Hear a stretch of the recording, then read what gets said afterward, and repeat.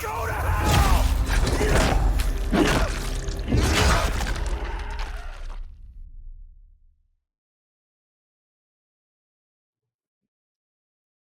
Hello, everybody out there. Welcome to our No More Room in Hell 2 live stream. We're so excited to get to today's guests. Before we start, though, there's a tiny bit of housekeeping. We'll introduce ourselves and we'll introduce the agenda. I'm going to start with I'm Jay. I am the community manager on No More Room in Hell 2. You'll see me in chat and you'll see me in the Discord starting today. With me today is. I'm Ari. I'm the community manager for Chivalry 2, but with Torn Banner being a partner of No More Room in Hell, you'll start seeing me around that community as well. So happy to have you here as well.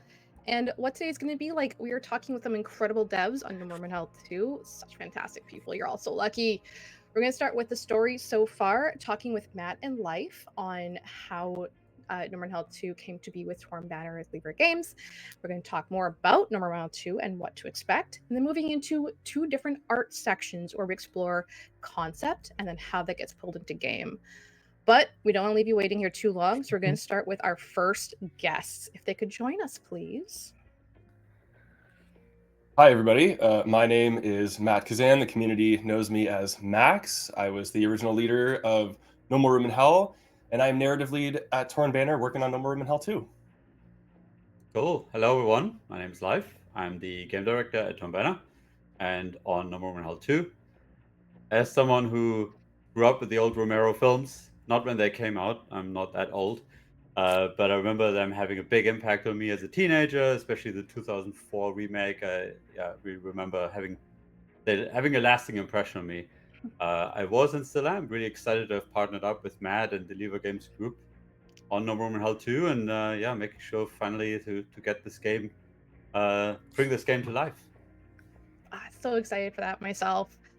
So one of the questions we're going to start with then, Matt, with No More in Hell 1, and then moving into No More in Hell 2, what was Lever Games like? Talk to us about Lever Games. Talk to us about No More in Hell 1. Yeah, so that's a big topic. No More Room in Hell 1 began as a Half-Life 2 mod a long time ago. And a lot of us, we just wanted to make a game that really captured that feeling and experience that you get when you watch like an old George A. Romero zombie movie, or the 1990 remake of Night of the Living Dead, or Dawn of the Dead 2004, 28 Days Later, any of those awesome movies. And so we had this amazing team of all volunteers working to build this mod. And we were in our teens, we were in our 20s, we were full of passion and energy. And by 2011, we had this playable mod that we released, and the success really caught us off guard. Everybody was very into the experience that we wanted to capture, which was, bringing that 2-hour zombie movie experience into a level, a match that you could play in a game in a single sitting. And with the feedback of our incredible community, like, we kept building on this game to improve it, add new features, more content. So by 2013, it became a standalone game that we were and still are incredibly proud of. And there was a lot, despite that, there was a lot that we wanted to do that we couldn't do, which is why we decided to start thinking about, like, what does it mean to make No More Room in Hell 2? What does that mean? So we started exploring ideas using Unreal to give us more opportunities to make a bigger game with more technical power and creative control. And we were working on this for quite a while, but by this point we're in our 30s, and it was, we still have that same passion. But when you're in your 30s, it's hard to have the same energy that you do when you're in your 20s to work on something in your spare time. You got a career, you got a family, you got all this other stuff going on in your life, and it was taking its toll on us. So we decided, we would consider looking for a partner to help us build this game before we got burnt out. And we talked to lots of different publishers and other studios and things like that. They were good conversations. They're all great people, but we never really had a connection, like a creative connection with any of these people. We wanted somebody that we could, and excuse the corporate term, have synergy with. We wanted somebody that we could really connect with on a creative level to, like, understand what this game was meant to be. And I was working at Torn Banner at the time. I was working on Chivalry 2, and they actually approached me, and they were like, "Hey, would you consider working with us to make No More Room in Hell 2?" And it was like a light switch flipping on in my head. Like, oh my God, this makes a lot of sense. I don't know why I never thought of this before. We have this shared heritage as mods. They basically took the same journey that we were on our way through. They started as a mod. They made their own standalone game. They built a sequel to that standalone game. They made their own studio out of it. And all of a sudden, it was like, oh wow, okay, this makes a lot of sense. Let's talk about this. Yeah, and I remember it was really, really exciting when we started to sit down that there's a lot of, let's say, yeah, sort of mutual understanding of each other, a shared language, synergy, like Matt was saying.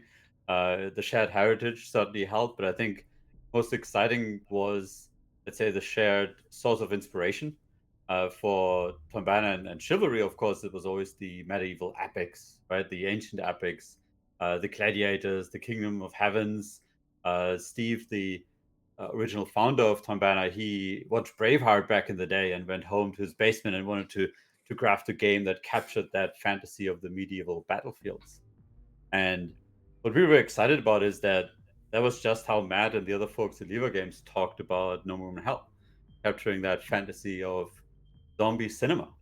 Um, Mhm. and really most importantly, focusing on the realness of that experience. Like, how would it feel like not to be on a medieval battlefield, but how would it feel like to be, yeah, in that context of a zombie outbreak, of zombies storming through that door, right? Like, how would that feel like, that intensity of the experience? And just as Chivalry tries to capture that whole, let's say, emotional spectrum, the intensity of the battlefield, the ferocity, but also the relief through the, let's say, comedic humor, the slapstick humor. Just the same, No More Room in Hell is trying to show that full range of emotional states that you could be in. Of course, the horror and the intensity, but also the relief, not comedic relief, but really the relief from other players and suddenly getting help from someone and being able to help each other, support each other, and have that connection with other players. So yeah, there was a lot of synergy, creative synergy on the same wavelength, you could say, which was really exciting, and that set us off on this journey. No, it sounds great. I know for myself, getting to see that stuff in play has been amazing. One thing I do actually want to talk about, that creative synergy, that shared resources. Like, I remember when we actually were talking about some of this stuff too, you mentioned the great thing that No More Men Hell 2. Why No More Men Hell 2? You had a really good reason for this, and I want to hear it from you. No More Men Hell 2 for Zombie, for Torn Banner. About it being connected to, I'm not sure I remember that. You said about that would be the game Torn Banner would have made for Zombie. Oh right, yeah. Mhm. No, exactly like that. Like yeah, we were joking early on that okay, what if Tom Banner would make a zombie game? Like how would that end up with? And I think um, we felt like that it would be fairly similar to No More Than Hell 2 in that, yeah, the realness of the experience, capturing the fantasy of the Romero films, capturing these key moments of, the drama, but also sometimes the jump scares and the intensity, the suspense of the experience as well. So yeah, it felt really at home for Tom Banner, and I think hopefully as well for Lever Games. So it was a good match. That's so great to hear.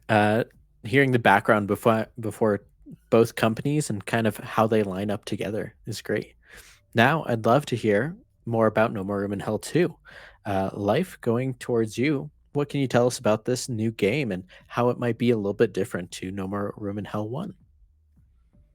Yeah, so one of the cool things about No Room in Hell, I think, was always the environmental storytelling, the depth and the detail in the world that you can, explore over time. You learn more and more about the lore, the background. You understand the world better.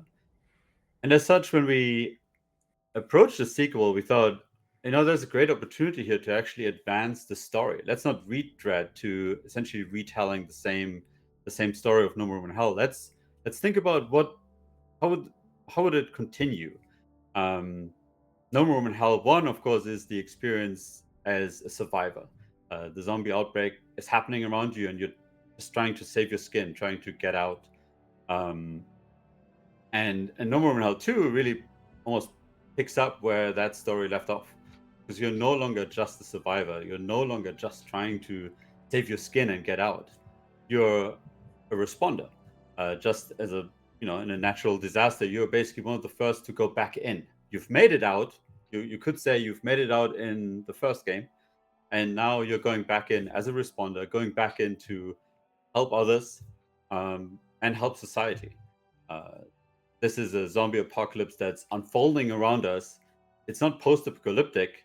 We talk a lot about not wanting to be post-apocalyptic, but really throwing you into the middle of it. And as such, it's not over yet. There's still a glimmer of hope, you could say, that we are fighting for as responders in this calamity.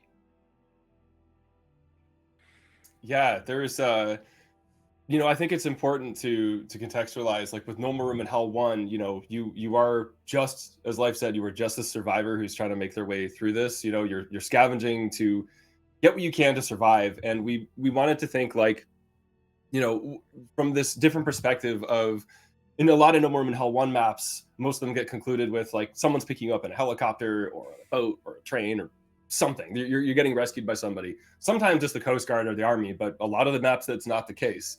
So who are those people who are saving you? And that's sort of where we came up with the idea of the Civil Recovery Corps, which was inspired by these 20th century civil defense organizations in the United States. And we thought, well, in No More Room in Hell's backstory, before the zombies show up, the world is kind of dealing with this global pandemic. Well, that sounds familiar. And everybody's affected by this. It's had a major effect on society, infrastructure, the ability of the world to just function, for your community to work, because so many people were sick. Yeah. And so the CRC was created to get these people, anybody skilled, any able-bodied person, to help with infrastructure, with projects, with helping out at hospitals, community centers. Does the bridge need repairing? Can people help with that? So the CRC was an organization that helped with these things around communities and local counties and states. And when the dead suddenly started rising, the CRC caught themselves, much like everybody, unprepared, but they were decentralized in nature, and they were able to be a bit more agile and respond to this crisis. And that is where the idea of the player being a responder comes into play, because you are one of these people who maybe survived a No More Room in Hell 1 map. You got rescued, and you have now become a part of the CRC, and you are contributing to their goal of, like I said, this is an active apocalypse. It's not over yet. There are still people out there who can be helped. I think No More Room in Hell 1, in a way, was telling this very intimate story, right? Like of you trying to save yourself in your immediate group. It had a very, let's say, it was a very focused experience, and it's really exciting that with the sequel we are opening up a bit more, showing a bit more context, a bit more about the world, the CRC, and ultimately raising the stakes, because it's no longer just about you trying to get out or bring your group out, but really about the larger effort of how would humanity together survive the struggle. So really exciting. Yeah, really love to hear the history behind No More Room in Hell 1 and going into No More Room in Hell 2. It really sounds like, although we're still approaching it in the same world, we're kind of coming from a whole different perspective with this game, now that we're kind of seen as responders instead of just the survivors. Touching on that a little bit, I know we've talked about a little bit in our dev diaries that we're going to have some different gameplay changes going on. Life, can you touch on any of those for today's stream? Yeah, so I was just mentioning raising the stakes, and I think one exciting element of that in the gameplay is permadeath. When we sat down and thought about, okay, how do we capture the emotional intensity of a horror experience, of a horror zombie film, it was pretty clear that we wanted players to have real stakes at the table. Like you should really care about that mission. You should really care about your own success, about your teammates' success, and that's where permadeath certainly came in as. I mean that would work really well. Like if you have your responder that you bring into a mission, and if their life and the progress you made with them, if that's on the line, that can really help to convey that intensity. And we're really inspired by some some great games out there, a lot of roguelike games as well, to bring some of that, let's say, excitement into the game as well, or the excitement of re-rolling a character, essentially, the excitement of developing your character across multiple missions, taking on more difficult missions as well in the progress, and then ultimately putting their life on the line as part of the gameplay. Oh, That's that Yeah, great. sounds No More great. Room in Hell has always been about the tension. And that's always been like the main ingredient to what makes No More Room in Hell so effective. And permadeath really emphasizes that. And I think that's one of the things that's so powerful about it in the context of No More Room in Hell. Yeah, no, that sounds great with it, and absolutely sounds terrifying to survive a map, then maybe go back in and go, "Oh, I really want to keep this person alive." We've also touched on some of the game mode to talk about. So we have that 8-player co-op with that permadeath going on and what it takes to actually survive the map. Let's talk about some of the cinematic feel of the game mode going into this, please, Life. Yeah, again, like starting with the movie inspirations, right? Like we looked at these films and, let's say, the 2-hour journey in these films, and talked about, okay, how can we compress that into a 30-minute mission?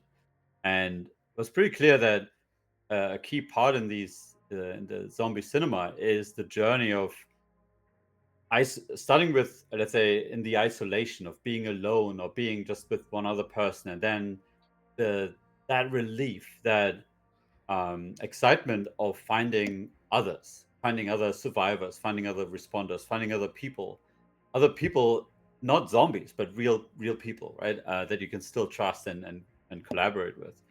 And that's really something we wanted to build into the game mode. And yeah, it's really exciting how you essentially start alone. You start alone in the dark, right? With very poor equipment, and almost like really improvising in the humble beginnings when you encounter your first zombies, your first challenges. Like, it's really almost like a scramble that you need to battle through. But then you find more gear, you get better equipped, but most importantly, you find other players, and then you really start building that, you could say, the power level of the group. You feel more able to take on the larger challenges that wait for you on the map. Excellent.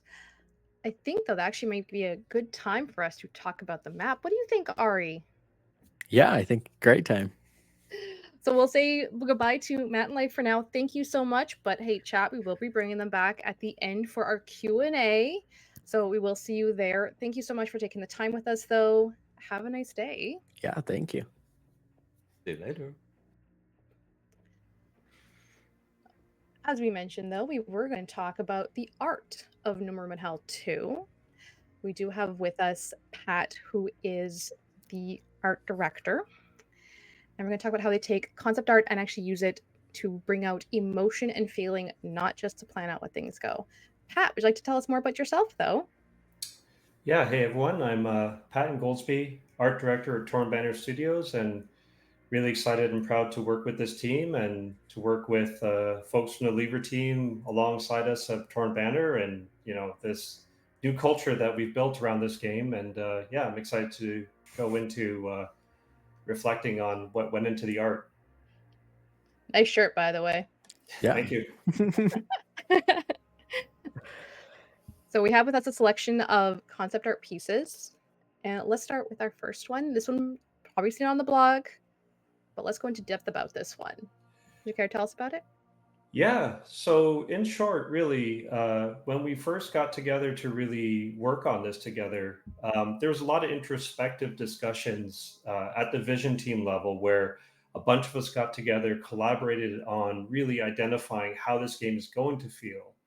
But that also informs how it's going to look and how those visuals will also affect your emotions. And we were really fascinated by a few things. And one of those fascinations was really about the tension, and tension is a topic that has come up earlier in the stream. And, we really wanted to play with the angle of how can emotion as one of our art direction pillars be championed and cradled by the global layers that we have in the game. So obviously lighting and contrast, the mystery of some of the haze that we see that's touching the atmosphere as well, and how lighting can play with this and mix these kind of feelings. Other pillars that I could mention as well that really informs our choices is physical and authenticity. And all of these things combined for us as artists. And the thing that we get excited about is, of course, we've consumed a lot of media and a lot of media related to zombies, films, graphic novels, other games. And for us, it was really about making sure we champion these ideas that really hit the feels at each level. And for me, authenticity is also important because, it kind of tilts that balance between it's believable enough that it's like a dream or a bad nightmare you're having that you don't know if it's real or not.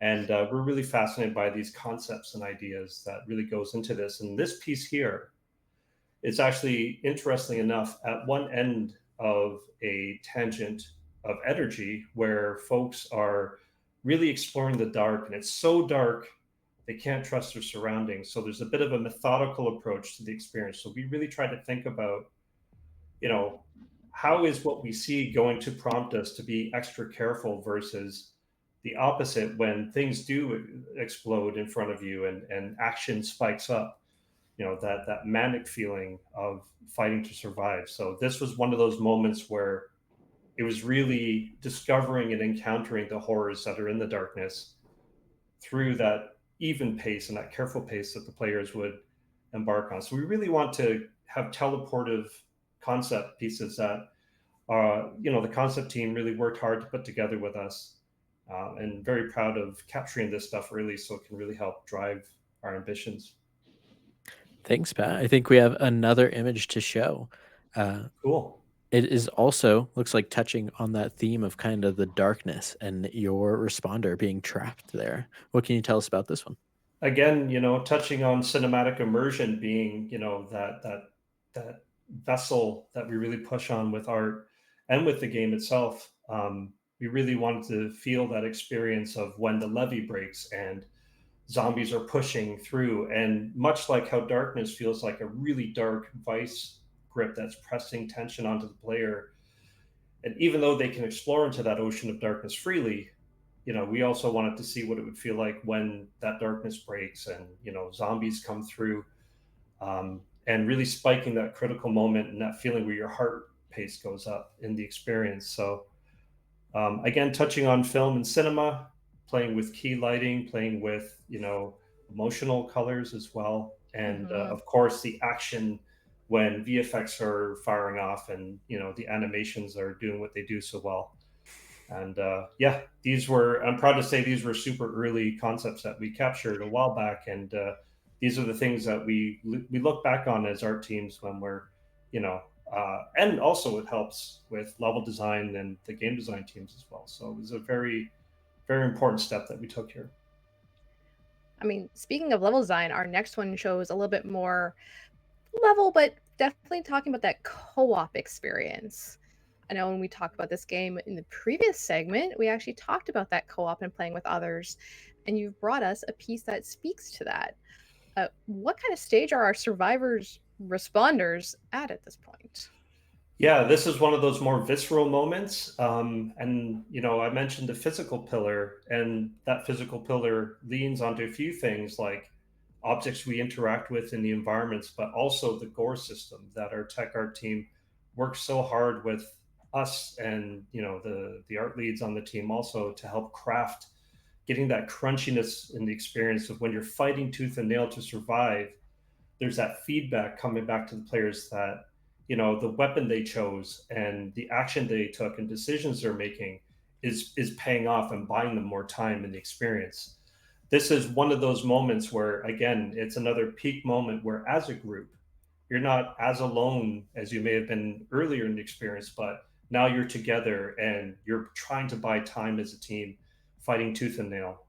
The other goal with this piece was really working out the theme park mentality of designing our maps so they have that expanse feeling. There's lots of areas to explore, and that's something one of our leads is going to talk about later on, which I'm excited about as well. For me, I really love to see the action going on in this piece of art, especially compared to the last one. Once you see your responder kind of join up with their group, you're finally ready to take on those zombies head on. And I think our next piece shows that to an even more extent of not only action going on, but also maybe some other tasks. What can you tell us about this piece? Yeah, I mean, this was again flipping back on that tangent we talked about earlier about methodical versus, the levee breaking. And this is when, as a group, we have operatives working together to provide cover for another operative while they're doing a task and they're actually interacting with something in the environment to restore something that they need to restore as part of an objective or to fix and repair something. So this was an early piece that really captured the spirit of co-op and gameplay. And a lot of these concepts converge and reflect a lot of these collaborative discussions that we had with other departments, from game design to creative direction and even marketing. Um, and the other thing we're proud of too is the recency. The fact that we want something, we want motion, always movement in the piece and in the picture. So seeing, fresh fires happening, smoke billowing out. As Life mentioned, this is an unfolding apocalypse. We're not out of it, we're in it. And we wanted to capture these pictures to really set the terms for those visions with that, and seeing the threats approaching and being aware of our position because maybe we're making some noise by trying to fix something. So it's really cool. It's really a fun piece that we did, and this was one that really set an interesting tone for the project back when we had those early vision discussions. Yeah, really seeing the responders working together in this piece and showcasing a cool point of interest in the background. Which I think is one we're actually looking at next. So, Pat, thank you for spending the time with us. We will be bringing Absolute you back, pleasure. of course, for Q&A. Yeah, no, the pleasure's ours. You were here for. Thank you, and we'll see you at the end of the Q&A with more fun time to discuss more of this kind of stuff.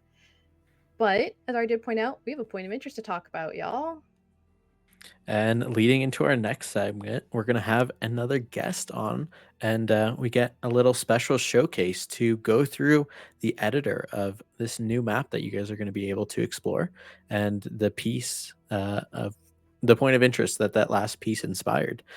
We won't even just get a regular view that you might see as a character, but we're going to get to explore this section a little bit more in depth and see some angles that you might not have been able to see before. John, do you want to go ahead and introduce yourself to the stream? Hi, everyone. So my name's John. I'm the art lead for No Room in Hell 2 here at Torn Banner. Some of you might know me as Sinelder from the Lever game days, hanging around Discord and talking with people. So yeah, I feel really spoiled. I get to actually show some really cool art stuff that people haven't seen before, and it's been a long time, and there's been a lot of technical upgrades and art upgrades across the world. And yeah, I'm super excited. So just to preface, I'm gonna actually make the game a little bit brighter. I know we've been talking about it a lot, but the game's super dark, suffocatingly so. Like that is part of what we try to do. And one of the challenges as artists is like working in these dark environments and being able to even see what we're doing. So we have, little tips and tricks to kind of do that as artists. But yeah, you can see here, this is one of our spawn locations as a player that you'll actually enter the world and begin your journey. But you're not guaranteed to start there. Like, that's just a spawn location that you mentioned. Yeah, no, absolutely. So we have like multiple spawn points across the world, and they're all kind of referenced from the Pennsylvania state of Pennsylvania, which is like a very classic horror location. A lot of Romero films were filmed there. It just has such a creepy atmosphere. It's like those mountains, that mist, that fog. It's perfect, right, for a zombie game.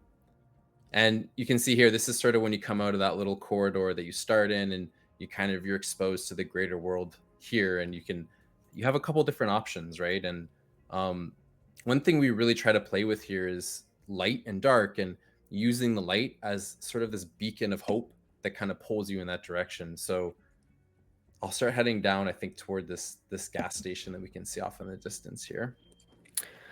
Can players expect to spawn with all 8 players at this spawn location, or is this more of an isolated start? No, this is totally an isolated start. Like you could have players spawning far away down that way, And what we really want to do is like use light to kind of communicate maybe meetup points and different paths that you can take, and hopefully you meet other players along the way on your journey, and you're able to kind of work together to progress further and further through the map. So yeah, there's lots of branching paths that we can take as players to kind of navigate this world. As you're heading down this road, clearly stuff has gone a little awry with all these vehicles. They're not in the best state. What can you tell us about kind of the situation that the world has found itself in right here? Yeah, so like this is, once again, we're very focused on grounded storytelling. We want players to be in the world and actually understand what they're seeing and feel what the people of the world are feeling. And in this case, you know, there's not enough resources to go around. People are trying to escape their counties. They're trying to find places of refuge, and even just trying to get resources like gasoline has been a challenge. And you know, you can see that some of the authorities around the area are saying, you know, if you got a half a tank of gas, you know, keep going. But you know, maybe some people didn't listen, maybe some people didn't like that message, and maybe got a little bit angry. Some of these people will pull through though, guys, don't worry. I'm sure some of these guys will be okay. Oh, absolutely. I have complete faith in that. And here we come to one of our point of interest that we call them. We refer to as the gas station. Hopefully you all do the same, because that is what it is. And there's many things that responders can do when they are here, depending on what they have to do to get the place ready. What are some points, though, about the gas station that we can talk about? Yeah, without spoilers, because I don't want to ruin the gameplay. I want people to experience it for themselves. Actually, when you first get to the gas station, it's a lot darker than this. And so one of the things that players can expect to do is kind of go through this location, restore power, restore visibility, kind of flag to other players, hey, I'm here. I fixed this location. Come meet me. And yeah, there's a bunch of steps to doing that without getting into spoilers, but it's a pretty tense location. You can just imagine this place flooded with zombies, like how intense it would feel. Just a really quick view so people can see sort of what artists and level designers see when we're actually building this world, and all the work that goes into setting up all these events and art. One thing really standing out to me as we get kind of deeper into this gas station point of interest is how much detail is going on, not only with the cars and the outside of the gas station, but now we're inside. I'm seeing different products, different colors, different lighting. Can you tell us a little bit about like the process of creating this very small part of our big map? So there's like a few times in my career where art has just exponentially gotten more intense, and this is probably the biggest jump I've ever experienced going into this next generation. And like Unreal Engine 5 and all of the new tech that it comes with has just let us put so much detail into these environments. Like it would be difficult to do a shelf full of circular cans before, right? It's just it's a huge performance hit, but we can easily pull it off now. It's incredible. So it's given artists a lot of freedom to kind of tell the stories that they want to tell, and really focus on like what's going to have the most emotional impact, put it in the game. And you don't really have to worry about like, is this possible, right? Because the tech has just come so far in this laser. It's awesome. Like it's mind-blowing. I can't wait for people to actually play it and experience it. Agreed. Oh, it looks incredible. Getting to spend time in there has been so amazing to see the changes and what's come about. What is some other stuff about the map that we can talk about? This isn't the only POI, so we can touch briefly. We have many more from ideas of zombie media, right? Like, if you have a fan of that other stuff, we have a lot to show. Oh yeah. So I don't want to give spoilers again, but you can kind of see a little bit of a peek about some of the other locations off in the distance. Each one of those lights is another location you can visit. They're pretty far away, but you know, the map's quite large, and there's so much to explore, so many different biomes to explore, different locations, all kind of sourced from that Pennsylvania area. And we really wanted to try to bring a lot of the culture and themes of the Appalachian Mountains into this map. I really like as you're going up in elevation, we're getting to see a new point of view that even once players get into the game, they probably won't get to see kind of the top of all these compounds and how it looks kind of zoomed out. So it's cool to see it now on stream. Yes. Thank you so much for taking us through a soon to be infested area before the zombies get there. So we appreciate the safe route. Thanks so much for the chat, guys. We'll see you back at the Q&A, which that actually does bring us to the Q&A. So just so everyone's aware, we did source questions from Twitter. We sourced X. We sourced questions from Facebook and our Discord. We'll have a few of those here. We also are grabbing questions from the chat during this. So once everyone is back, hopefully they are all by now. Yeah, I think we have all of our guests back. Welcome back. Welcome back, everybody. While we're going through some of these questions too, if anybody in chat, if you still have a question that you want to try to get in, please feel free to submit it. We're trying to cover a lot of the stuff that we've talked about on today's stream, as well as the dev diary and the announce that we had come out earlier this last week. You guys might have some bigger questions that we might not be able to tackle in today's stream, but no need to worry. We're hoping to do more of these streams in the future, get more in depth on the game as we get closer to that early access launch. Jay, do you want to kick us off with our first question? Sure. So we have a question for the team from Matt. Then would you take this one? Has melee combat changed or improved with having the team at Torn Banner involved? Then a follow-up. How important is ammo conservation in comparison to the first game? Sure. So for the first part, melee combat. No More Room in Hell 1 has a lot of melee combat, but it's not something that we admittedly really excelled at. We did our best with what we could. We had a lot of technical limitations preventing us from doing some cooler stuff, but I am very happy to say that teaming up with the melee masters at Torn Banner has been a very good thing for the game. The melee combat feels much, much, much better.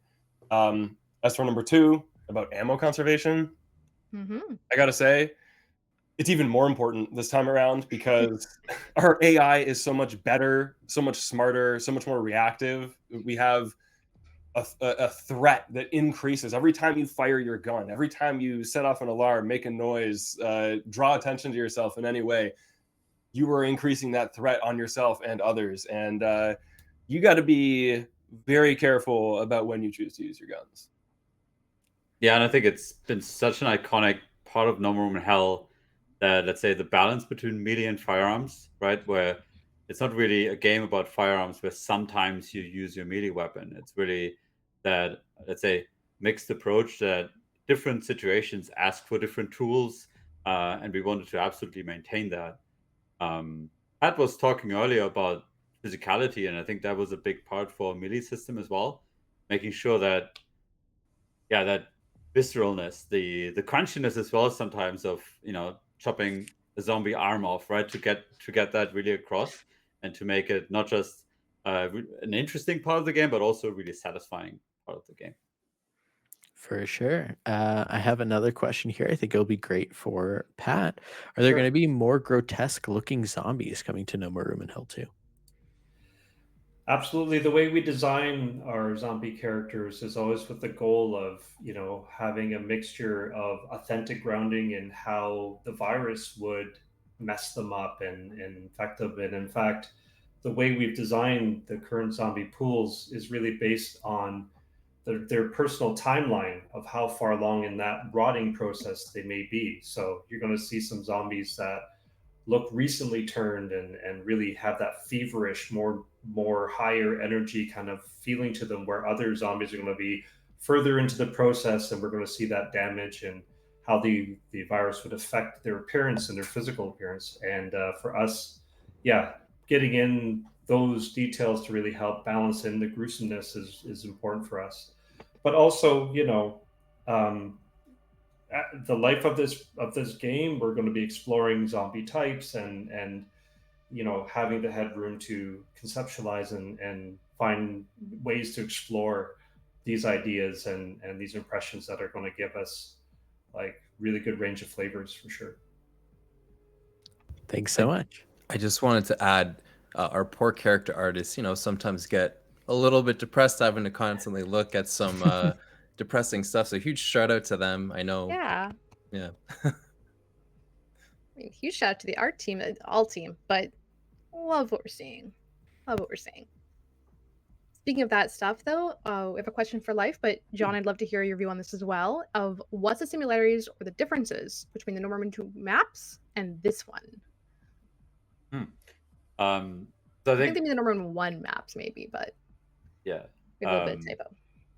I think John, you could probably elaborate a bit more on the, let's say, rich history of map evolutions that the original game went through. But really, with our first map here, Power Plant, the one Jonathan was showing on stream, we really wanted to push the agency for players and really making sure that you have interesting and meaningful choices and decisions to make as you traverse the map. John was talking about, lots of different spawn points. So you will experience this map from very different, let's say, starting locations. You will traverse the map differently each time you play. You will have different objectives, different points of interest to explore as you traverse the map. So really that the vibrancy of the, let's say, of an authentic location mixed with lots of interesting decisions to make for you yourself, but also for the entire group of players. That was really important for us for this map. Thanks, Life. Next up, a question, a big one that we've been getting both on social media and today in chat. We'll send it to Matt. But are there going to be zombie kids coming in No More Room in Hell 2? So yeah, we're gonna answer this one up front. They're not currently planned for our early access launch. We are focused on a lot of other things, all the major core mechanics of the game. So no, not right now. Thanks. With that, one that we have been seeing too is that we know people are asking about. There's a massive map. John, are many maps? How many maps are people getting at early access launch? Yeah, so we have one really big map planned for early access launch, and there will definitely be more maps coming in the future. The first map that players will play is I think 2 square kilometers. So there's a lot of content there to get through. You could kind of see from flying above how far away some of those other locations were. If you kind of consider the first game and the maps that were a little bit more linear, but we kind of randomized some of the paths, imagine a very large map where a lot of those options are kind of open to you, and you'll have different reasons to choose why I'm going to go this way versus that way. So yeah, definitely lots of maps. Like a web of No More Room in Hell 1 maps, almost, right? Absolutely. I will say also one that thing that was go ahead, think Mike. part of let's say Lever Games. Sorry, Pat. There, but I think one thing that's sort of shared between, let's say, the teams here as well is how much we care about the world we are building and that was being built, and I think we are definitely really excited about exploring more locations, getting to more, let's say, powerful fantasies of zombie cinema, right? And bringing more places to life as part of this franchise. So definitely a big, exciting prospect for us. Pat, you wanted to include something? Yeah, I was just going to reflect on the richness of the diversity within this map that the players will get as well. When we were conceptualizing and, Jonathan and the team were proposing locations, we took a bit of a filmic location scouting type of mindset with the goal of mitigating player fatigue, but also making sure that the various stages where, you would have these moments in the moment-to-moment gameplays was really important for us to make sure that they were interesting and felt really great for just a range of experiences they could have. Awesome. I'd love to hear from all of our guests regarding the map. Clearly something that's a big part of our game that everyone kind of has had a hand in so far. I actually have a question that I was thinking about while Matt was doing our intro at the start, and that is, where are a lot of the developers from Lever Games? Where did they end up after we have kind of combined? Well, I'm happy to say that almost all of them are here with us. Some of them had, other things going on in their lives and weren't able to come with us. But pretty much everybody is here with us. John is here. Some of our community knows Espa, our lead programmer from the previous game. He's here with us too. Garrett, also known as Thought, our composer who makes everybody's favorite music. He's here too, doing what he does best. So we got everybody's favorites, all the greatest hits. They're all here working hard on the game. That's so great to hear. So much of the passion and the fire that came from No More Room in Hell 1 is now part of the Torn Banner team, and I'm sure they're just making the sequel even better. Oh yeah. We were doing this in our spare time because we loved it so much, and like it's incredible to be able to do this full time and work with our team and like meet every day. It's been incredible. Yeah. Oh, John, I'm so sorry. We were supposed to put you on part-time. Map's done. Don't need you anymore. No, I'm joking. I'm joking. It happens. Wow, it happens. brutal. Yeah. That's rough. No, we like having him here. I'll be the nice person on that one. Thank you. Thank you, Jay. You're welcome. But you know what? No, we're gonna continue then. If you are here full time, you have to earn a little bit. Can you give us a hint if there's any Easter eggs for any of the No More in Hell 1 within No More in Hell 2, or do you want to keep that a? It's like, do we spoil the Easter eggs?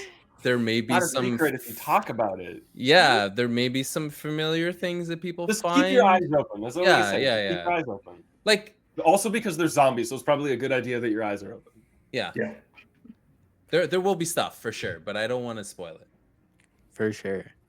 This is a big one we're seeing in chat. We'll send it to Life. Is console release planned at all as we're getting closer to early access? So early access launch will be on PC only, Steam and EGS. That's what we're focusing on right now. For sure. Thank you. With that, then also a question to follow up for you for Life: will there be community servers? So we're really excited about our matchmaking for early access launch with 8-player parties, which is a first for Tom Banner, which is really cool. So it's 8-player co-op, right? And the matchmaking will take into account the character levels as well. So we'll matchmake into, let's say, different difficulty levels based on that. And you can matchmake with up to 8 players in a party across platforms. And that's what we're focusing on for early access. Nice. Getting to jump in with 7 of your friends. I'm gonna have to find a few more people to add onto my friends list if I want to get a whole squad onto that map together. Next up, I think we'll have a question for Pat and John. I guess we'll have Pat start this one off. There's some concern about some bald zombies that players have been seeing. Can you add any extra context to that? Yeah, I mean, it's fair to say that, we're continually developing the data. We actually have hair kits made for zombies at the moment. And I didn't want the world to think that because I'm bald that I'm trying to make a statement with that. But yeah, no, we definitely don't want we want the zombies to reflect the fabric of humanity and, how the virus really shifted and corrupted that vision, that impression that you will encounter and discover in the experience. So the short answer is no. There will not be all bald zombies in our game. John, I don't know if you want to add to that, but yeah. Nah, it's pretty explanatory. There'll be some, won't be all. Some of them will have cool hairdos. The only thing I'll point out is like the hair will kind of change based on the type of zombie and how old they are. And so yeah, that system's coming in. It's just, we were filming stuff early for the show, and I thought there was just a Rogaine shortage in the zombie apocalypse or something. Yeah. I don't want to discriminate bald zombies though. That's We'll have some for sure. Yeah, a full range of humans. No More Room in Hell 1 is famous for its bald zombies. Well, beyond just zombies too, we have a question. Life. We're talking about sound design will be just as important with the creature environments to as the lighting is for No More Room in Hell 2. Yeah, no, definitely. Thinking, of the question just now about zombie hair, I think it was really important for us to, capture the humanity. We wanted to make you as a player really feel almost that tragedy of striking possibly your neighbor down, wanting to feel almost that drama of, oh, I wish there would be a cure in this moment, but I can't, and you have to take that life away in a way. So really capturing the human drama when you fight zombies, and I think it's one of the cool things about the franchise, that it really focused, in line with the Romero films and some of the other inspirational material on, these being essentially really, really sick humans and not monsters. They're not fantasy creatures, right? They're turned humans, and that ties into the hair, but certainly also the sound design. And we wanted to really straddle that balance between capturing the humanity, but also making sure that this feels like a true horror game. That you feel almost the what are the most horrible sounds that a human could make, the most horrific sounds. And we're really excited about some of the sound design for the screeching and the noises, the also the idle sounds, that zombies who are just waiting somewhere, the sounds they're making. Like, there's some really cool stuff that I'm sure we're going to show more in the future. And of course, like Matt was saying, sound design for the zombies is one thing, but also the actual, let's say, soundtrack and the score for the game. Really exciting stuff coming there that I'm sure we're going to showcase as well. But really I cool think sound design for the game. there's also, it's good to touch on the fact that there's a partnership between lighting and sound as well, and how that aspect of finding your partners in the world and hearing them. There could be combat sounds you hear in the distance, seeing the flashlight through the haze, all of this sort of thing telegraphing to the player that they're not alone. And I think that's another important aspect of the sound design as well, which is really exciting. Yeah. Great to absolutely. hear.